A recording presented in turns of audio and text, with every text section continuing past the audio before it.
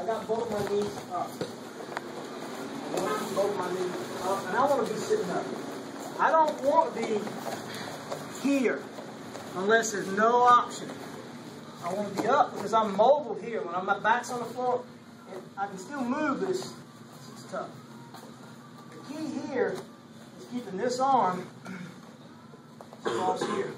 I don't want to be like this so he can get his hand out, because he'll square back up. Put your hand out, square back up, put it down.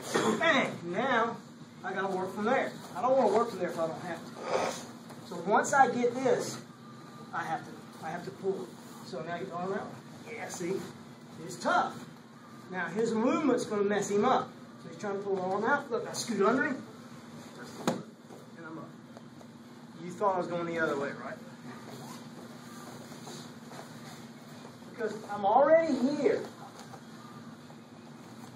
And he's trying to clock you back up. So he's trying to square up. So he's trying to take his head and put it in line here. So when he starts moving, I let him move. Now look. He's shifting his weight. When you're in that position, you'll see what I'm talking about.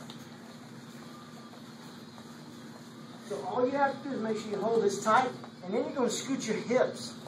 Not only holding it here, but watch what his hand does as he tries to get out. See how it went up?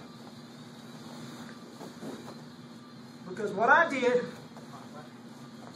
from here was when he tried to pull out, my hip went from the angle to right underneath. When it's right underneath him, and I have momentum, I can flip it. You want to have your weight, his weight, off to the side.